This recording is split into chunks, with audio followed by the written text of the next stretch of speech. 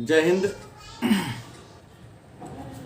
आज के इस वीडियो में हम लोग 12वीं कक्षा के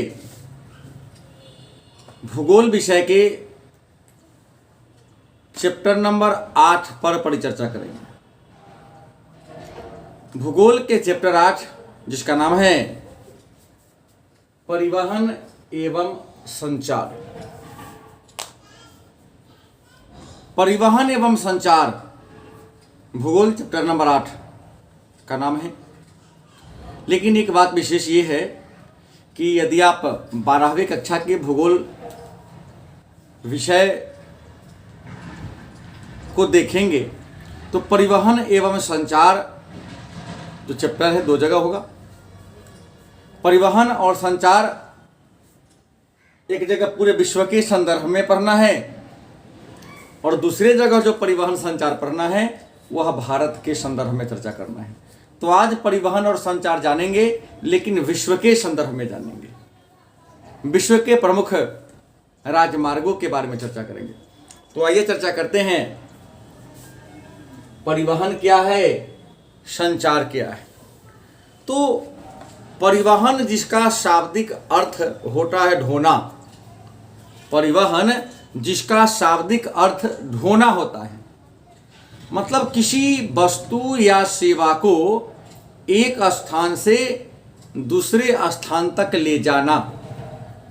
किसी वस्तु या सेवा को एक स्थान से दूसरे स्थान तक ले जाना या ले आना परिवहन कहलाता है। दूसरी ओर संचार की बात है। परिवहन का परिभाषा हमने क्या कहा कि वस्तु या सेवा को एक स्थान से दूसरे स्थान तक ले जाना या ले आना परिवहन कहलाता है। और संचार क्या है, तो संदेशों का आदान प्रदान, सूचनाओं का आदान प्रदान संचार कहलाता है। प्रश्न है, तो परिवहन के जो स्वरूप हैं, परिवहन को कितने वर्गों में बांटा गया है? परिवहन के स्वरूप क्या है, परिवहन के माध्यम कौन कौन हैं? तो सामान्यतः परिवहन के स्वरूप को हम 4 वर्गों में बांटते हैं।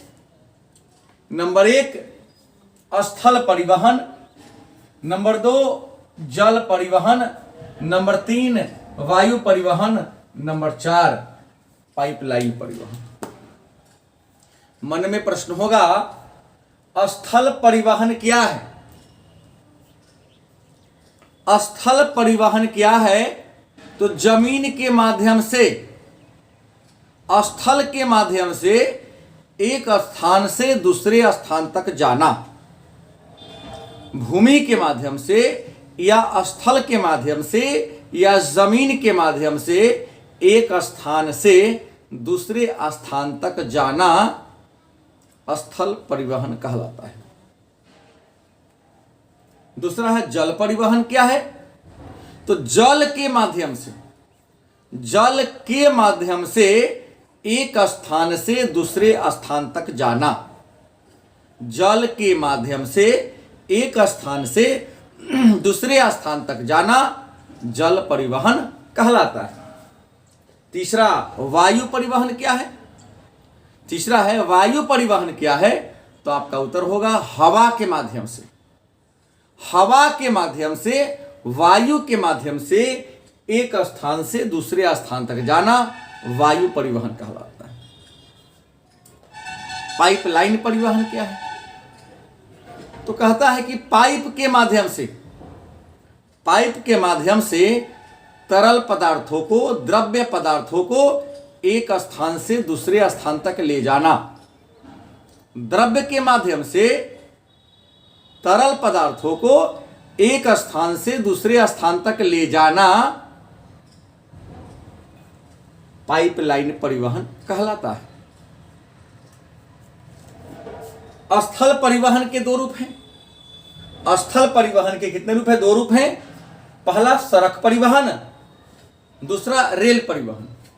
तो भूमि के माध्यम से, भूमि के या जमीन के माध्यम से एक स्थान से दूसरे स्थान तक जाना, मतलब पृथ्वी के तल, मान लो ये पृथ्वी है तो पृथ्वी के तल के माध्यम से, सतह के माध्यम से एक स्थान से दूसरे स्थान तक जाना सड़क परिवहन कहलाता है। और रेल के माध्यम से, आप एक बात विशेष जान ले कि जिस रेल के पटरी पर गाड़ी चलती है उसका पटरी नाम नहीं, रेल नाम है। पटरी जो लंबी बिछी होती है, रेल लोहा का होता है, ऐसे जो बिछी होती है, इसी पर रेल का पहिया चलता है, इसी पर रेल का क्या चलता है, पहिया चलता है। तो ये जो जिसको हमारा पटरी कहते हैं, रियल में इसका नाम पटरी नहीं है, इसका नाम रेल है। तो रेल के माध्यम से एक स्थान से दूसरे स्थान तक जाना या आना रेल परिवहन कहलाता है। अब आते हैं परिवहन का हमारे जीवन में किसी अर्थव्यवस्था के विकास में महत्व की बात करें तो एक वाक्य में आप समझ ले कि हमारे शरीर में, हमारे संपूर्ण शरीर में रक्त को पहुंचाने में, ब्लड को पहुंचाने में, प्रवाह करने में जो स्थान धमनी और शिरा का है, वही स्थान किसी अर्थव्यवस्था या किसी देश के विकास में परिवहन और संचार के साधन होता है। अब मन में प्रश्न होगा, तो सड़क परिवहन को प्रभावित करने वाले कारक कौन है? सब पर चर्चा करेंगे क्रमिक रूप से। पहले पढ़ेंगे सड़क परिवहन। तो सड़क परिवहन को प्रभावित करने वाले कारक कौन कौन हैं? तो सड़क परिवहन को प्रभावित करने वाले अनेक सारे कारक हैं। पहला है धरातल। धरातल का मतलब होता है धरती का तल, धरती का सतह। समतल भूमि सड़क के विकास का आधार है। समतल जमीन सड़क के विकास का आधार है। और आपको बता दें कि विश्व का लगभग 90% सड़क समतल भूभाग में ही बनाया जाता है, मैदानी भाग में ही बनाया जाता है। तो सड़क के निर्माण के लिए जमीन का समतल होना बेहद जरूरी है। दूसरा, कठोर धरातल। सड़क के लिए धरातल का कठोर होना बहुत जरूरी है, क्योंकि यदि धरातल कठोर नहीं होगा,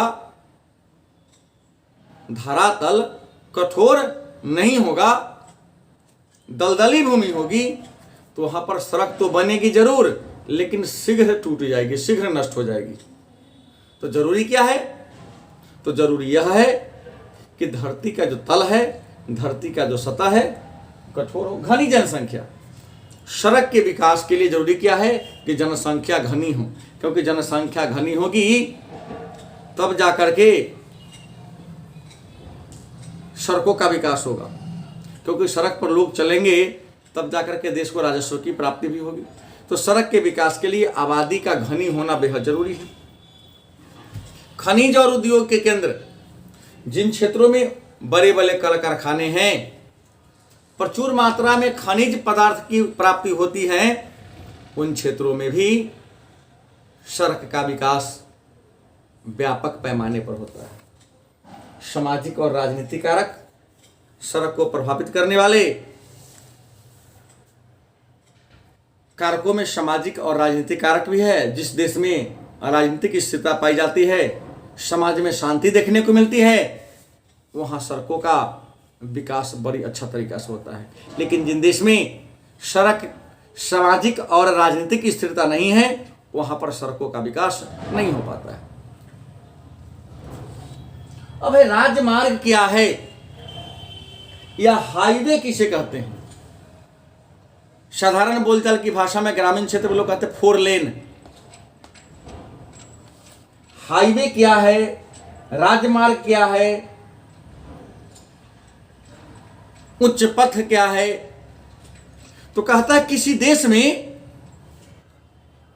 देश के एक भाग से दूसरे भाग को जोड़ने वाली जो सड़क है, किसी देश के एक सिरा से दूसरे सिरा को जोड़ने वाला जो मार्ग है, जो सड़क है, उसे हम हाईवे के नाम से जानते हैं।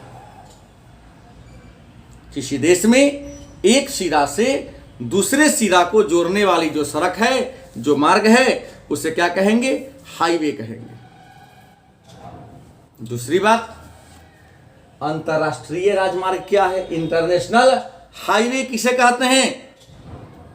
तो एक देश से दूसरे देश में जाने वाली जो सड़क होती है, एक देश से दूसरे देश में जाने वाली सड़क को हम अंतरराष्ट्रीय राजमार्ग के नाम से जानते हैं।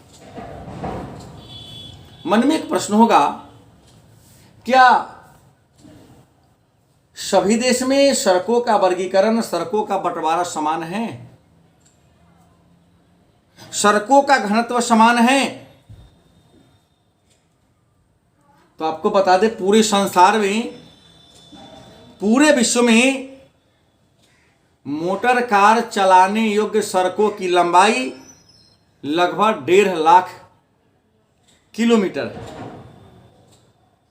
लेकिन इसका अकेला 33% उत्तरी अमेरिका महादेश में है, और सड़क का घनत्व भी सबसे ज़्यादा उत्तरी अमेरिका महादेश में ही देखने को मिलता है, वो भी उत्तरी अमेरिका के उत्तर पश्चिमी इलाकों पर। अब है तो विश्व के सबसे अधिक सड़क घनत्व वाला देश कौन हो गया? उत्तरी अमेरिका हो गया। उत्तरी अमेरिका के किस भाग में सबसे अधिक सड़क है? तो उत्तर पश्चिम भाग में है। दूसरा बात आता है जल परिवहन, रेल परिवहन, वायु और पाइपलाइन परिवहन। तो इसके बारे में चर्चा हम लोग विस्तार से कल के क्लास में करेंगे। धन्यवाद।